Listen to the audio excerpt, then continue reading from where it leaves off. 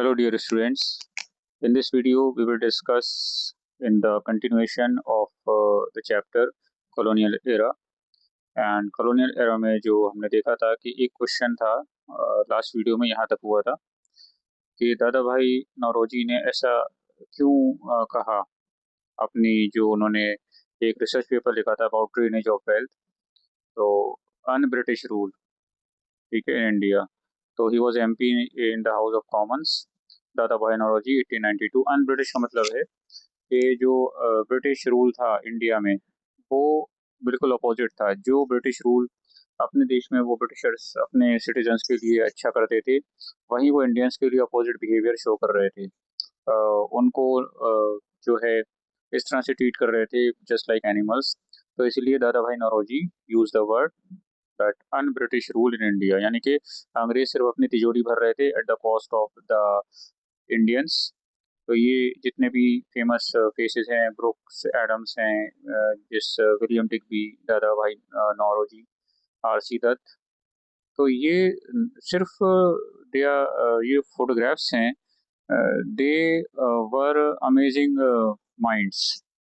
तो बहुत ज़्यादा हाईली एजुकेटेड एंड विजनरी ये लोग थे। एंड यहाँ पर जो पेंटिंग हमने देखा था ब्रिटानिया, जो मैंने अलग से वीडियो बनाया है, ठीक है।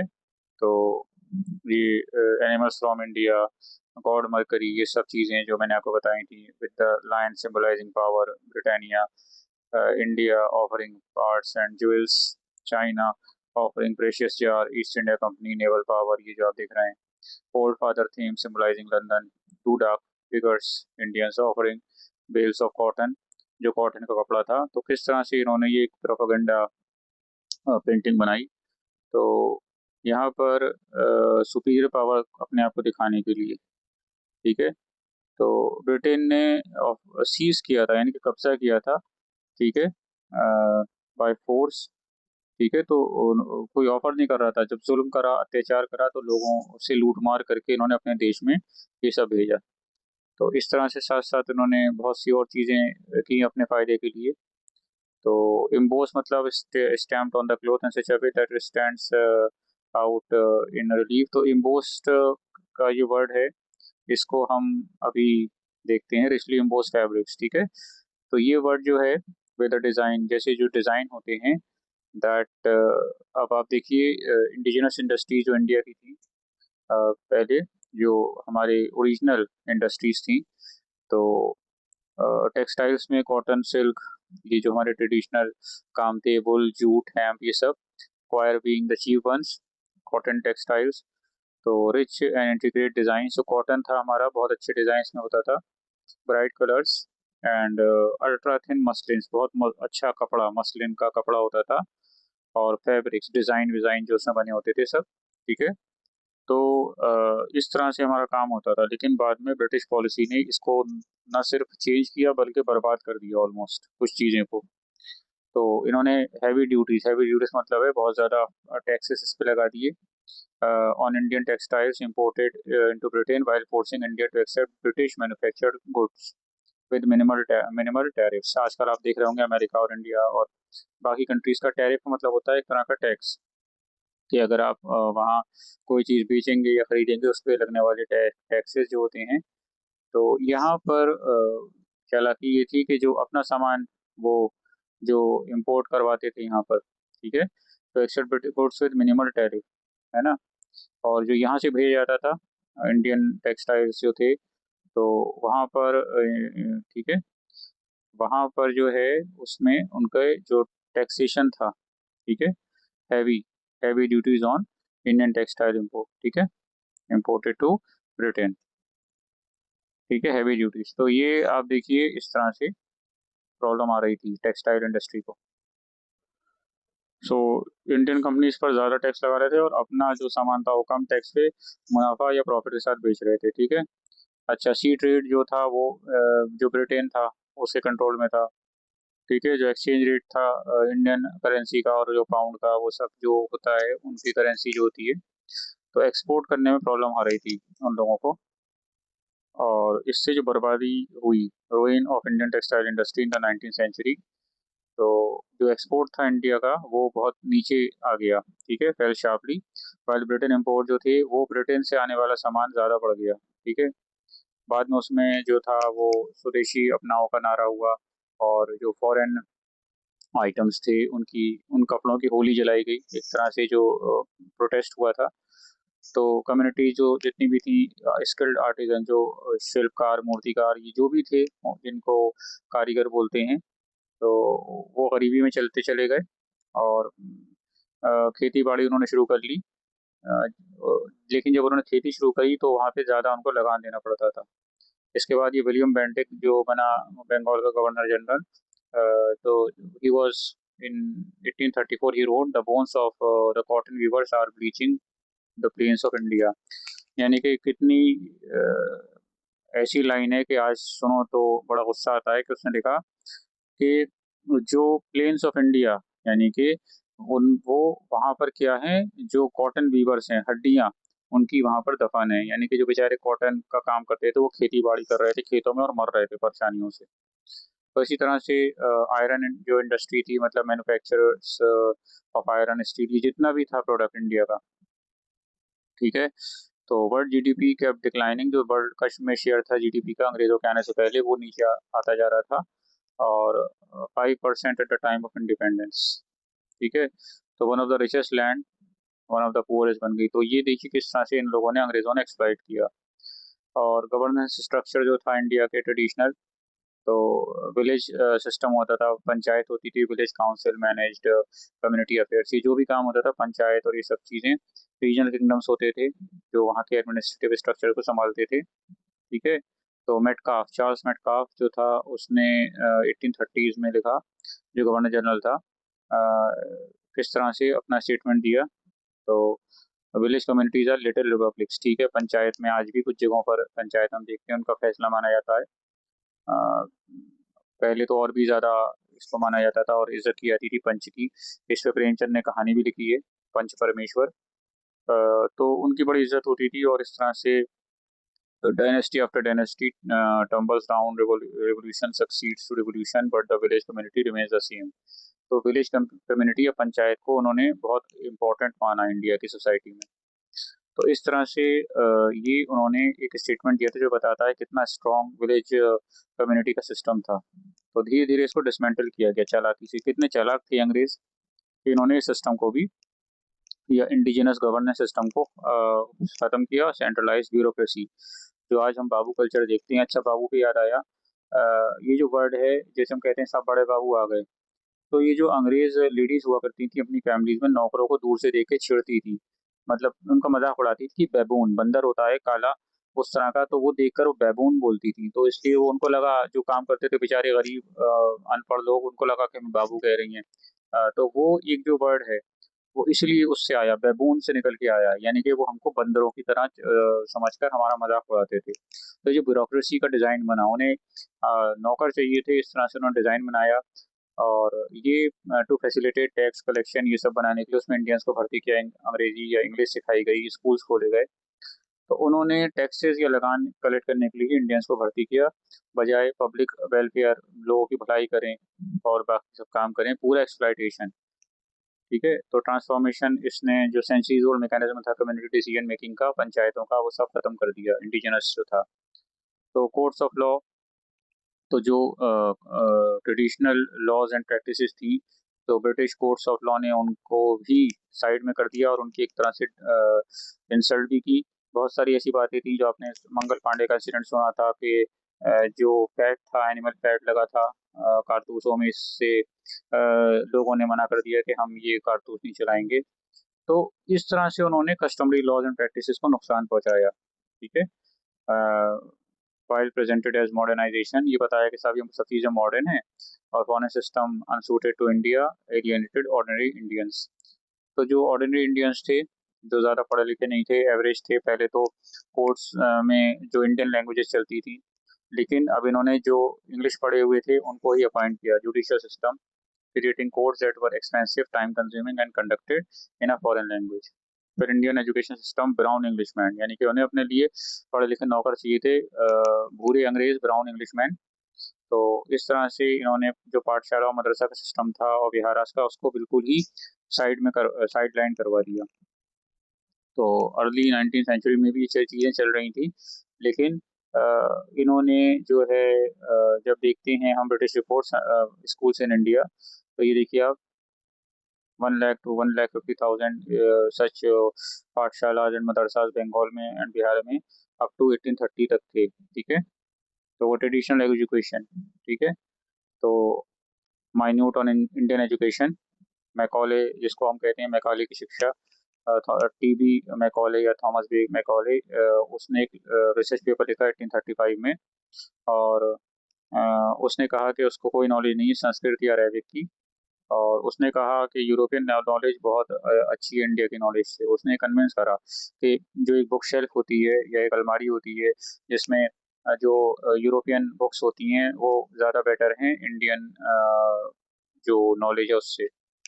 तो ओरिएंटलिस्ट मतलब जो एक तरह से जो राजशाही, ठीक है, इंडोलॉजिस्ट, ये आप देखें, were often scholars of Sanskrit, Pali, Persian, other languages. ठीक है, तो अब इनको इंडोलॉजिस्ट बोलते हैं। ठीक है, तो ओरिएंटल लैंग्वेज यानी कि जो एशियन कंट्रीज में जो लैंग्वेजेस होती हैं, उनका कल्चर होता है, तो ओरिएंटल लैंग्वेज, जैसे एक कैरेक्टर है बहुत फेमस जेम्स बॉन्ड, तो उसको एजेंट बनने से पहले ओरिएंटल लैंग्वेज का कोर्स करना होता था, जिनको ऑपरेट करना होता था एशियन कंट्रीज में। तो ओरिएंटल लैंग्वेजेस, तो ये हम ओरिएंटलिस्ट जो कह उसने कहा कि सिंगल शेल्फ, देखो वही बात आ गई, गुड यूरोपियन लाइब्रेरी। ठीक है, तो उसने कहा हमारी एक यूरोपियन लाइब्रेरी की सिंगल शेल्फ या अलमारी में जितनी किताबें हैं वो पूरे native literature of India and Arab उनसे बेटर है। तो उसने अब ये थोपना शुरू करा ब्रिटिश एजुकेशन को। ठीक है, तो Indian in blood and colour, जो मतलब उसका आप देखिए चालाकी, उसने कहा कि इंडियन जो ब्लड और कलर से इंडियंस होंगे, लेकिन टेस्ट और ओपिनियन में इंग्लिश होंगे, इन मॉरल्स एंड इन इंटेलेक्ट। तो धीरे धीरे उसने ये चीज़ इम्प्लीमेंट की। तो ब्रिटिश ओरिएंटलिस्ट उधर से आए कि इंडियन स्टूडेंट्स को उनकी लैंग्वेज में पढ़ने दो। तो इस तरह से मैकॉले की पॉलिसी ज़्यादा पावरफुल साबित हुई, और धीरे धीरे ट्रेडिशनल स्कूल डिसअपियर तो नहीं हुए। आज भी हम देखते हैं आश्रम सिस्टम है, गुरुकुल सिस्टम है, मदरसा, ये सब चलते हैं। English become language of Prestige associated with the colonial masters. तो डिवीजन बहुत बड़ा सोसाइटी में हो गया कि English educated elites and the masses. जो लोग इंडियंस पढ़ जाते थे ज़्यादा आईसीएस के एग्ज़ाम वगैरह में, जो इसको हम अब सिविल सर्विसेज कहते हैं, तो बिल्कुल अपने आप को अंग्रेज समझते थे। उस पर एक कहानी भी है कि एक ऑफिसर था, वो अपने आप को अंग्रेज समझता था इंडियन, लेकिन बाद में वो एक हॉल के वॉशरूम में जाता है तो उसको ब्रिटिश सोल्जर मारते पीटते हैं, उस पर थूकते हैं, तब उसको रियलाइज होता है कि yes I am an Indian, and he transforms into a patriot. तो न्यू एजुकेशन सिस्टम जो है उसने बहुत सारे कॉलोनियल ऑब्जेक्टिव, यानी कि उनका जो चालाकी टारगेट था, तो उनको बाबू ये इंडियन क्लर्क से ये होते थे, माइनर ऑफिशियल्स, छोटे मोटे जो ऑफिसर्स होते थे लो रैंक्स वाले, कॉलोनियल एडमिनिस्ट्रेशन को चलाने के लिए, क्योंकि हर जगह इतने ब्रिटिश ऑफिसर थे भी नहीं, तो इसलिए वो उनको ये चाहिए होते थे। ट्रेडिशनल सोर्सेज ऑफ नॉलेज होती है and authority, generation of India disconnected from their own cultural heritage. तो धीरे धीरे बर्बादी सोसाइटी की। तो ये देखो ये कितना घमंड था उसे कि सिंगल शेल्फ इंडिया और अरब के पूरे नॉलेज से ज़्यादा बेटर है ना। तो एनसीईआरटी में बड़ा प्यारा, हर बुक ऑलमोस्ट एनसीईआरटी के अराउंड रिवॉल्व होती है। इकोनॉमिक स्ट्रक्चर, तो अब ये इंडियन इकोनॉमी पहले सेल्फ सफिशिएंट एग्रीकल्चर सिस्टम थी, जैसे आपने पढ़ा था सल्तनत टाइम से लेकर और मुगल पीरियड तक, कि अकाल बकाल सब पढ़ते थे लेकिन फिर भी लोग समझ जाते थे। लेकिन अब ये सिर्फ वन साइडेड हो गया था कि अपना फायदा और दूसरा जिए मरे, हमें कोई मतलब नहीं है। तो without going to technical details of this economic transformation, ये कह रहे हैं example of construction of vast railway network. तो कॉलोनियल ब्लेसिंग कुछ नहीं है, ये सब फालतू की बातें, उन्होंने अपने फायदे के लिए रेलवे नेटवर्क बिछवाया था। और क्योंकि उनको मैंने पहले ही बताया था कि अपना सामान और मिलिट्री वगैरह इधर से उधर शिफ्ट करनी होती थी, तो कोई उन्होंने हम पे एहसान नहीं किया, उनको अपना फ़ायदा चाहिए होता था। ठीक है, तो रेलवे की वजह से, और उसमें भी थर्ड क्लास में इंडियंस को परमिशन होती थी। ये जो कॉलोनियल ब्लेसिंग हम मानते हैं, जब तक अंग्रेज रहे थर्ड क्लास में इंडियंस बैठते थे और फर्स्ट क्लास में नहीं बैठ सकते थे। जैसे गांधी जी को पीटर मैरिट्सबर्ग स्टेशन था साउथ अफ्रीका में, उनको बाहर फेंक दिया गया उनके पास टिकट भी था। आप देखिए साउथ अफ्रीका में ये माइंडसेट था। अपार्थाइड तो साउथ अफ्रीका में भी था और गोरे काले का भेद जो है वो यहाँ भी था। तो पीटर मैरिट्सबर्ग में उन्हें बाहर फेंका और यहाँ भी ये हाल था कि आप फर्स्ट क्लास का टिकट भले ही ले लें लेकिन आपको नहीं बैठने दिया जाता था। ठीक है। तो raw materials from the interior to ports, अंदर से और आगे तक। तो पहले पार्टीशन से पहले तो पूरा इंडिया एक था, अनडिवाइडेड। तो वहाँ एक बलूचिस्तान प्रोविंस में एक जगह है पिशीन। पिशीन से नैरो गेज छोटी लाइन चलती थी, वो देन बॉम्बे तक आती थी ट्रेन, फल और ड्राई फ्रूट्स लेके। आप इमेजिन कीजिए, फ्रंटियर मेल। तो ये सब नेटवर्क था। ठीक है। तो रेलवे रूट्स, एग्जिस्टिंग ट्रेन, ये देखिए आप, ये जो लिखा हुआ है इसमें। ठीक है। Madras railway one of the companies operating rail network. पहले कंपनीज ऑपरेट करती थी, जब तो इंडियन रेलवेज है हमारे पास। जो हम देखते हैं सेंट्रल रेलवे, एनआर, एनईआर, ये सब अलग अलग जोन्स हैं। तो ये रेलवेज का था। एंड आर्मीज देखो कैंटोनमेंट से। तो construction, most of it was paid by Indian tax revenue. तो हम ही से टैक्स लेके, हम ही से पैसे लेके और अपने आराम के लिए रेलवे को चला रहे हैं। और इस तरह से हम देखते हैं कि इन्होंने कितनी बर्बादी मचाई। ठीक है। तो पहला जो रेलवे ट्रैक था, रेलवे था बिटवीन मुंबई और थाने, 1852 में बना था। ये जनरल नॉलेज का क्वेश्चन है। 34 किलोमीटर, और 16 अप्रैल 1853 तक। और जो पहली एक्सपेरिमेंटल ट्रेन चलाई गई थी वो 1851 में चलाई गई थी, एक्सपेरिमेंटल, 22 दिसंबर। तो रुड़की टू पिडॉन कलियर, जिसको कलियर शरीफ भी कहा जाता है। अब इधर रुड़की, जहाँ आईआईटी रुड़की है, तो स्टीम इंजन था इसमें लगा हुआ, कैरिड ऑफ कली for the construction of Ganga canal. तो ये एक्सपेरिमेंटल तो सबसे पहले 1851 में। और जो एक पैसेंजर ट्रेन, जो पैसेंजर ट्रेन थी वो 1853 में। ठीक है, ध्यान रखिएगा, ये इसमें कंफ्यूज मत होइएगा। जो पहली ट्रेन एक्सपेरिमेंटल चली 1851, 22 दिसंबर। ठीक है। तो इस तरह से